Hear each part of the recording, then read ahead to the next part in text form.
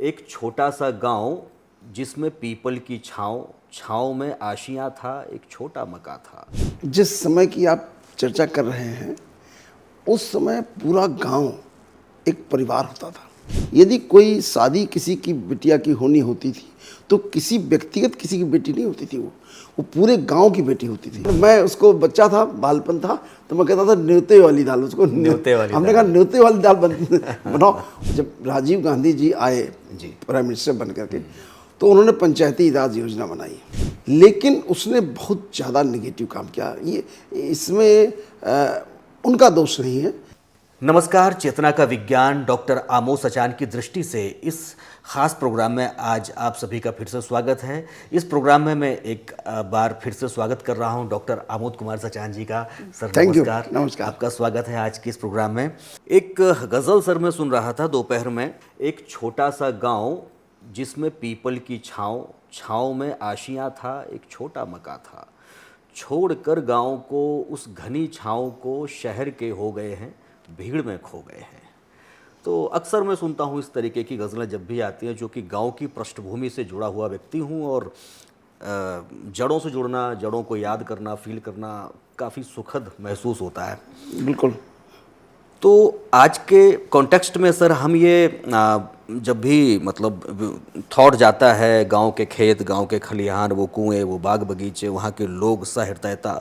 हमारे गांव में एक रिचुअल होती है। यही बरसात जब शुरू होती है, वो सब लोग, महिलाएं मोहल्ले की इकट्ठी होके साग बनाती हैं, पकवान बनाती हैं, जिनको गकरियाँ बोलते हैं हमारे यहाँ पर। अच्छा। और सभी लोग आपस में मिलके उसको वहीं पर खाते पीते हैं और एक छोटे मोटे कोई अनुष्ठान वगैरह रिचुअल होते हैं गाँव के, वो सब करते हैं।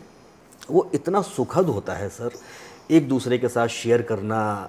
वहाँ पर कुछ बढ़िया बढ़िया गाने भी हो रहे होते हैं, लोकगीत महिलाएं गा रही होती हैं। बहुत सुखद होता है वो माहौल। गांव का माहौल जब हम याद करते हैं तो हमें याद आता है वाटर सिस्टम वहाँ का, कि सुबह से शाम तक जब व्यक्ति एक दूसरे के घर पर बैठ के और चार बातें न कर ले, सुबह से निकलता है घर में कि बढ़ई है। अगर वहाँ पर हम जातिगत और वर्ण व्यवस्था की भी बात करते हैं तो बढ़ई जाके बैठेगा कुम्हार के यहाँ पर। कुम्हार अपने बर्तन का काम कर रहा है, चक्का घूम रहा है, बढ़ई अपना काम कर रहा है, लोहार अपना काम कर रहा है। इसी तरीके से अलग अलग सब व्यवस्थाओं से जुड़े लोग अपने अपने काम कर रहे हैं और सभी लोग एक दूसरे की हेल्प कर रहे हैं और बहुत ही सहृदय भाव से कर रहे हैं। मतलब उसमें कोई भी ईगो नहीं, कोई भी पैसे की बात नहीं, कोई भी राजनीति नहीं, कोई भी, मतलब क्या माहौल। ये माहौल सर जो है धीरे धीरे करके ख़त्म हो रहा है। अब तो गांव में भी वो उतना माहौल नहीं दिखाई दे रहा है। क्या लगता है सर आपको कि ये माहौल, मैं चाहता हूँ कि फिर से वापस आ जाए, क्या ये संभव है आज के परिवेश में? देखिए, ऐसा है कि जिस समय की आप चर्चा कर रहे हैं, उस समय पूरा गांव एक परिवार होता था। जी। जितने गांव के रहने वाले लोग थे, किसी जाति, धर्म, व्यवस्था, किसी का भी उसमें कुछ भी लेना देना नहीं होता था।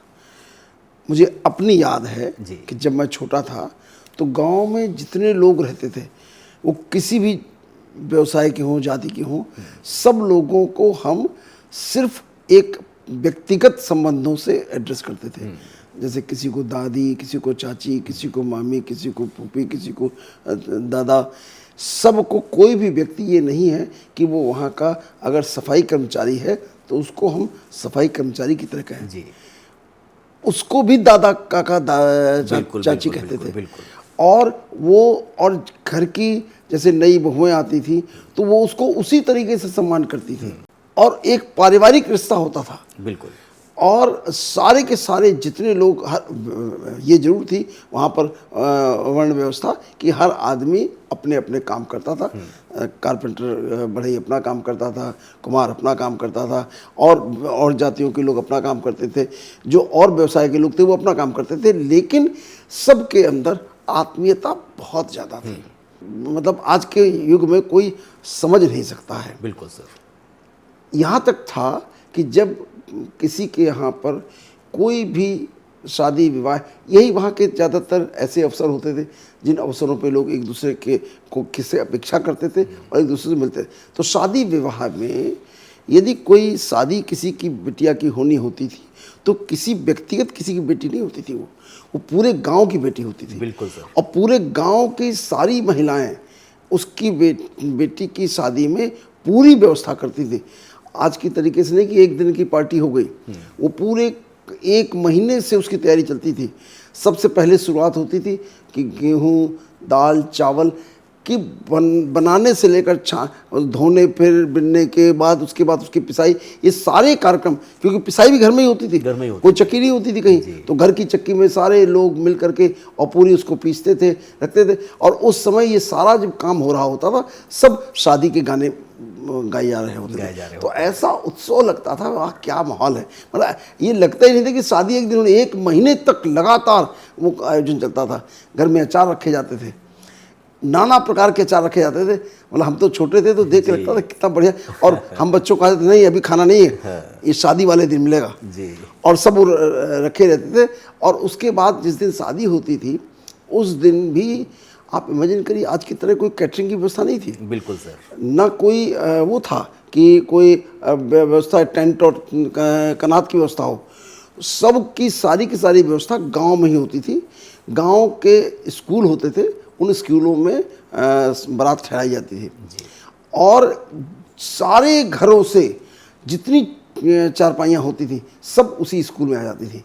पूरा गांव जमीन में सोता था। आज इमेजिन कर लीजिए ऐसा कहीं संभव है।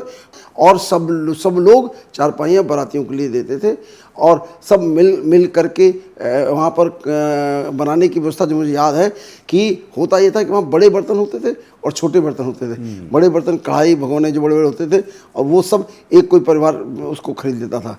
छोटे बर्तन कई परिवार मिलकर खरीद लेते थे और किसी के घर में शादी होती थी वो सब मिलके आ जाते थे। कोई किराया नहीं, कोई टेंट नहीं, कुछ नहीं, और सब मिल करके वहीं के लोग सब बनाते थे। तो उसमें भी घर के कुछ बड़े बुजुर्ग स्पेशलिस्ट हो जाते थे कि ये साहब ये सब्जी बनाने के बहुत अच्छे स्पेशलिस्ट हैं, ये मिठाई बनाने में बहुत स्पेशलिस्ट हैं, ये पूड़ियाँ बनाने में स्पेशलिस्ट। तो पूड़ियाँ जो बनती थी, रोटियां जो बनती थी, वो तो सब हमारे घर की स्त्रियाँ बनाती थी। वो सब बेलती थी और जो एक्सपर्ट होता था तलने वाला, वो आदमी उसको निकाल कर देता था। छोटे छोटे बच्चे भी इन्वॉल्व रहते थे सब लोग, मतलब कोई ऐसा बाहरी आदमी नहीं थे, कोई किराए का आदमी नहीं, कोई नौकर नहीं, कुछ नहीं। और आप इमेजिन करिए, एक बात जो अगर इमेजिन करिए तो आपको समझ आ जाएगा कि एक खाना बनाते समय एक इमोशंस इन्वॉल्व होते हैं। क्या बात है। वो इमोशंस जो है उस खाने की महत्ता इतनी बढ़ा देते हैं। अब जैसे वर्तमान में आप देखते हैं, बिल्कुल इस ढोंगी जमाने में लोग भंडारे लगा रहे हैं। एक दिन के लिए उनके मन में थोड़ी सी भावना जागती है। आप सोचिए भंडारे का प्रसाद कितना अच्छा लगता है। एक दिन के लिए जरा सी भावना जागती है। और जब इतने लगातार भावनाएं मीठी हों, मुझे तो लगता है कि जो दाल बनती थी वो जितनी मधुर होती थी, उतनी दाल मधुर मैंने देखी नहीं आज तक खाई। और हम तो, हमारे को बड़ा अच्छा लगता था। तो हमारे यहाँ पर जो शादियाँ होती हैं वो एक दिन की नहीं होती थी, वो 3-4 दिन शादी चलती थी, दिन में भी। तो उन शादियों में दिन में कच्चा खाना बनता था, रात में पक्का खाना बनता था। उसमें अलग अलग डिस्क्राइब था कि इस तरीके से खाना बनेगा। तो कच्चे खाने में चने की दाल बनती थी और चने की दाल में इतना ढेर सारा घी, देसी घी डालते थे, गीला पतला करके। अरे वो क्या टेस्ट, मुझे अभी भी वो टेस्ट याद आ रहा है, कितना बढ़िया टेस्ट था वो। और मैं उसको, बच्चा था, बालपन था, तो मैं कहता था न्योते वाली दाल, उसको न्योते वाली, हमने कहा न्योते वाली दाल बनाओ। वो चने की दाल सिर्फ न्योते में बनती थी, क्योंकि उस दिन अरहर की दाल बनाना वर्जित है। जब शादियाँ होती तो अरहर की दाल नहीं बनती है और उड़द की भी नहीं बनती है।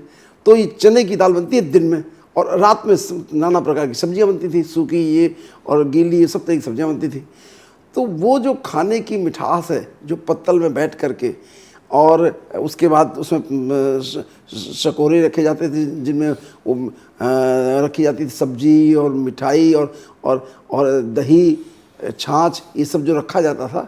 और उसके बाद सब पूरा खाना लगाया जाता था। लगाने के बाद ऐसे कोई खाता नहीं था। फिर एक आदमी आह्वान करता था, बाकायदे ईश्वर को प्रार्थना करता था। जब सब प्रार्थना करके जब सब लोग रेडी हो जाते थे तब शुरू करें।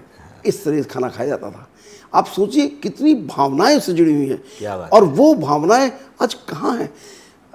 आपको सुनकर के आश्चर्य होगा कि पहले करीब 80-82 तक ये चीज़ें गांव में थीं, 1982 तक। 1982 के बाद जब राजीव गांधी जी आए जी। प्राइम मिनिस्टर बन करके, तो उन्होंने पंचायती राज योजना बनाई तो उन्होंने बड़े अच्छे भाव से थी कि गांव तक लोगों को सब व्यवस्थाएं चली जाएं, लेकिन उसने बहुत ज़्यादा नेगेटिव काम किया। ये इसमें उनका दोष नहीं है, ये दोष तो व्यवस्था का ही है कि उन्होंने तो बड़े अच्छे मन से बनाई, भाई जो सुविधाएं हैं गांव तक नहीं पहुंच रही हैं तो गांव के लोग भी इन्वॉल्व हो उस व्यवस्था में, राजनीतिक व्यवस्था में, जिससे कि सारा का सारा पैसा उन अल्टीमेट यूजर्स के पास पहुंच सके जिनके लिए पैसा भेजा जाता है। पहले पैसा आता था तो जिला स्तर में आता था, यहाँ से अधिकारी गण उसको बांटते थे, गाँव स्तर में, ब्लॉक स्तर पर कोई व्यवस्था नहीं थी। लेकिन उस पंचायती राज व्यवस्था ने ये जो राजनीतिक जो माहौल है ये गांव के अंदर तक पहुंचा दिया। जितना वैमनस्य आप शहर में देखते हैं राजनीति का, इससे कहीं ज़्यादा वैमनस्य गांव के अंदर हो गया। जहां ऐसा प्रेम का माहौल था, आज वहां ऐसा कोई इलेक्शन नहीं होता पंचायत का जिसमें एक ब्लॉक में एक दो लोगों का मर्डर ना हो। हाँ, दंगे ना हो, लड़ाई झगड़े ना हो, फसाद ना हो। बिल्कुल, गांव वही है, लोग वही हैं, लोग वही हैं, कोई अंतर नहीं हुआ। बस लोगों के अंदर भाव इतने बदल गए हैं, इतने ज़्यादा बदल गए हैं। लेकिन इससे अखिल जी, इससे लाभ किसी का नहीं हुआ। तो अब गांव और शहर में कोई बहुत ज़्यादा अंतर नहीं रहा है, दोनों एक से हो गए। मैंने तो वही दिन देखे थे कि सब लोगों के इतना प्रेम भाव होता था जी, और अब वो प्रेम भाव है ही नहीं। है नहीं सर। उस समय सर हम देखते थे, मतलब अब ये कह लीजिए कि चाहे भौगोलिक परिस्थितियां ऐसी हो गई हैं, समय के साथ में परिवर्तन हुआ है, और उसके अलावा गांव में नदी, गर्मियों में वो नदी में पानी आना, उस बरगद के नीचे खड़े होकर वो कंचे, वो दुनिया भर के खेल छोटे छोटे जो होते थे उन खेलों को खेलना, वो सर संसाधन ख़त्म हुए हैं मेरे ख्याल से। उस समय जो आप घटनाएं, जो चीज़ों का जिक्र कर रहे हैं, हम लोग प्रकृति के शायद बहुत ज़्यादा करीब थे। बहुत करीब थे। उसकी वजह ये थी कि हम सब शांत थे। हम हर साल 20 मई को, डेट फिक्स है, 20 मई को गांव पहुंच जाते थे। अच्छा। और 20 मई से लेकर 8 जुलाई तक गांव में रहते थे। अच्छा। क्योंकि ये पीरियड उस समय का फिक्स था। जो इंटर कॉलेज तक की रिजल्ट थे 20 मई को निकलते थे, और 8 जुलाई को स्कूल खुलता था, तो उसके एक आध दिन पहले आते थे वापस।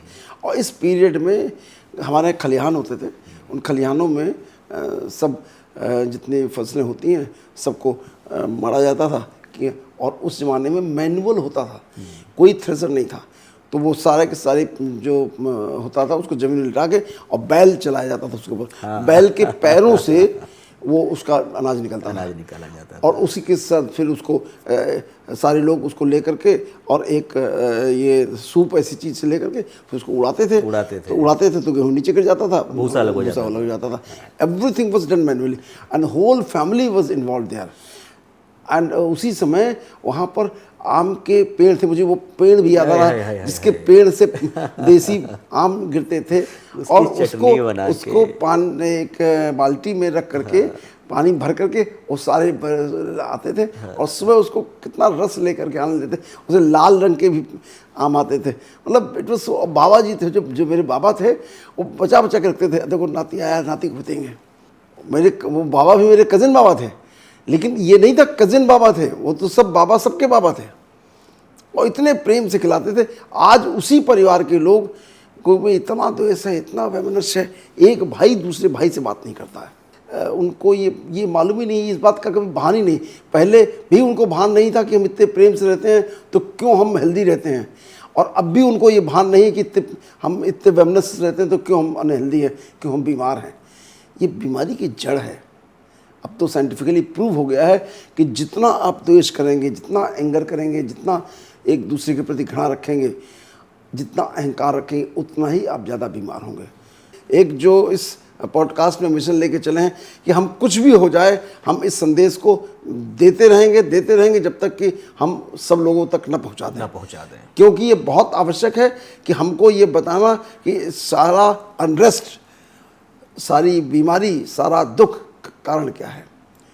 दुख का कारण संसाधनों की कमी नहीं है, दुख का कारण हमारे प्रेम और करुणा की कमी है, उसकी कमी है, एक दूसरे के प्रति सद्भाव की कमी है। हम सर इस एपिसोड को आज यहीं पर समाप्त करेंगे। अगले एपिसोड में हम आपसे बात करेंगे कि हम अपने परिवार को किस तरीके से खुशहाल कर सकते हैं, उसमें कैसे हम कौन कौन से सोपान शामिल करें कि हम अपने परिवार को खुश करें, खुशहाल रखें उसको, जिस तरीके से पहले हमारे परिवार, संयुक्त परिवार जब हुआ करते थे, तो हम उस एपिसोड पर आपसे बात करेंगे। तब तक के लिए सर नमस्कार। थैंक यू, नमस्कार।